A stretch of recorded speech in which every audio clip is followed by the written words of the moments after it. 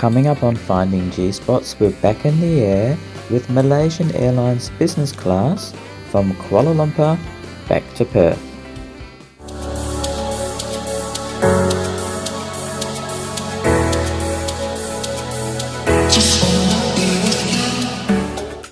Welcome back to Finding G-Spots. So, as I hinted at a couple of weeks ago, here's our return journey from Kuala Lumpur to Perth, flying business class with Malaysian Airlines. It was an 8 p.m. flight, and again it was just slightly delayed a little bit, but as you'll see later on, we weren't that late getting into Perth. Now our journey begins in Ipoh, which was the last place that we stayed at in Malaysia. We had an excellent holiday and we drove to Kuala Lumpur, obviously to fly back, and we were a little bit early, so we decided to stay at the Sama hotel for a few hours. You can actually rent the rooms for 4 hours or 6 hours, and we were a little bit early, and I'm really glad that we did, because I have to say it was a really impressive hotel. And you know, if you're ever stuck in transit in Kuala Lumpur, I can highly recommend that you stay here for a few hours. It also has some great food, and you know that it's soundproofed and so on. And afterwards they'll take you here in this little buggy back to the terminal, ready for your flight. So yeah, Sama Hotel, I'll give it a shout out. Great little place to stay, and very reasonably priced. It was only about 100 Australian dollars for us to stay for 4 hours. Anyway, afterwards we went to the lounge, the business lounge here, which is where my review will begin proper. So the lounge was quite a large lounge. It is a dedicated Malaysian Airlines lounge, and as you can see here, they have a lot of food and drinks on offer. So you really, you know, they offer all sorts of choices, vegetarian, there's meats and so on. So really no issues at all. Now there is a little bar too here on the side where we sat, and there's actually quite quiet to sit there, and you've got a nice view outside. You can actually take the drinks from there to go to the lounge area if you wanted to. So all in all, the lounge is not bad at all. Now moving on to the actual flight itself. So flight time back to Perth, very similar time, around about 5.5 hours. It's usually a little bit quicker on the return journey to Australia, and I guess that's usually the way when you fly east. It's normally a little bit quicker due to winds and so on. So the return journey to Australia is on an Airbus A330-300, which is a slightly different aircraft, which I'll go into more in a minute. So it's a slightly unusual layout, a 121 layout and also some 122 layout, but it seemed to work quite well, no real issues. Now I was in seat 4A and my wife in 5A. And again, just over half full in the cabin, so not too crowded at all. So moving on to the seat here. Now the main difference between this and the 200 is it is a slightly wider seat, which is a bit nicer, and it did have the massage functions again, which believe it or not didn't even work on this seat, but everything else was pretty good. It's got a light there on the side and also an overhead light as well, and you know, little fans there you can put on if you're warm. It does have the USB-A charging port, and believe it or not, it has a Malaysian or UK type plug, so if you've got one of them you can just plug that in as well. And it does have a remote control for the entertainment system, which you'll see in a minute is a lot quicker to actually operate the entertainment system with. So you can see here it's instantaneous, whereas if you use the touch screen to work it, you can see here there's quite a bit of lag and delay. So I don't know why it doesn't seem to be a very good interactive screen in that respect. So definitely use the remote control to change. It's a lot easier. I tend not to watch anything on these medium haul flights. I tend to do that more on a long haul flight.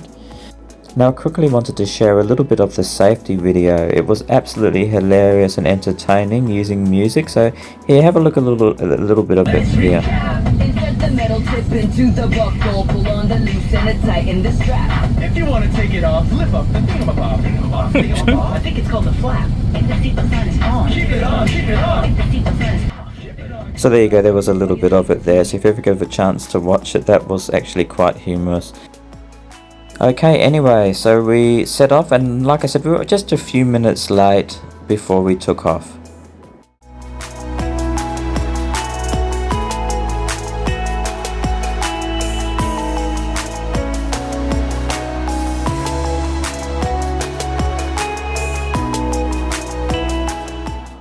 that was nice to have a little bit more room here to sleep.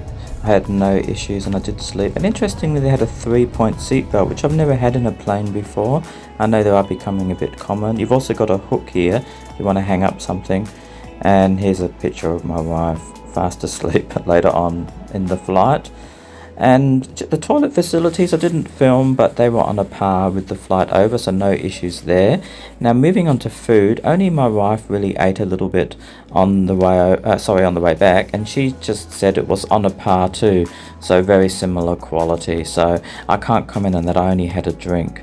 Now, no amenities kit like the flight over, but we did get these unbranded headphones, and I did take a nice shot of the moon out the window on the way back. It was actually quite nice to see that. I was seated on the side where I could see the moon.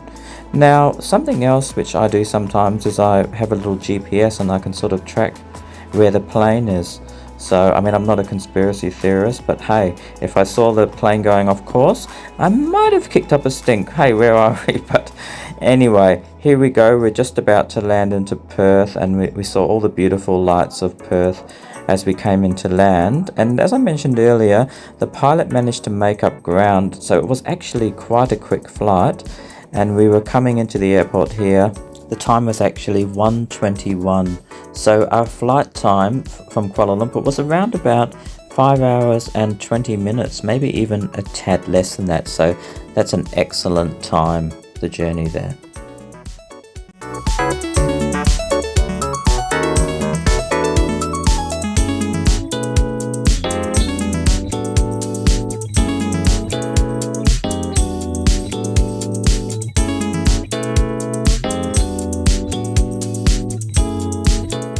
So there we are, safely back in Perth. And I will say too that Perth Airport did a fantastic job. We made it through customs and immigration really quickly, and also the luggage was there on the carousel also very quickly. I was amazed, to be honest. It was one of the fastest transits I've ever had through the airport. So we were pretty much out in the car park at before 2 o'clock. So really it was only around half an hour, 35 minutes to get through, so a very quick turnaround. So great effort, Perth Airport. Okay, let's move on to how we rated this flight. So our overall impression is that this flight was better than the one we took over, and the main reason I think is because the aircraft is slightly better and you get a better seat, and also the staff was probably better on this flight. So let's have a look at each section. Okay, so let's start off with the lounge. So we'd give that a solid 4 out of 5. Perhaps not quite as nice as the Aspire Lounge in Perth when we left, but still a decent enough lounge. It's quite roomy, plenty of seating and a good variety of foods. And you know, if you wanted to have a drink, you can as well. So yep, we'd give that a 4 out of 5. Okay, so the seats and the lie flat beds. So definitely a little bit better than the ones going to KL. So we'd give them 3.7 out of 5. So a little bit better, definitely a little bit wider and more comfortable, you know, I think so anyway. And we did manage to sleep. So yeah, 3.75. So the flight was very similar to the flight we had over to KL. A very solid 4 out of 5. There was a little bit of turbulence on the way back on this one particular flight, but the pilot did a fantastic job, you know, making it quite a quick flight. So yeah, that's always appreciated. So yeah, all in all, fairly solid, no real complaints. Now very quickly, the food, as I said, I just had a drink and my wife said it was pretty much on a par, so nothing spectacular. So I'm just going to do it right down the middle like I did last time, so 2.5. Now if we go to staff, I'm happy to say it was a little bit better again with the staff. Again, I feel like, you know, someone like Singapore Airlines or Emirates, where they really train the staff well, you know, they're the sort of service that you're trying to emulate. And unfortunately, Malaysian Airlines, you know, they were friendly and polite, but it's just not quite on a par with it. However, I'm happy to say it was definitely better than the trip over. So I'm marking it up slightly. So 3.75.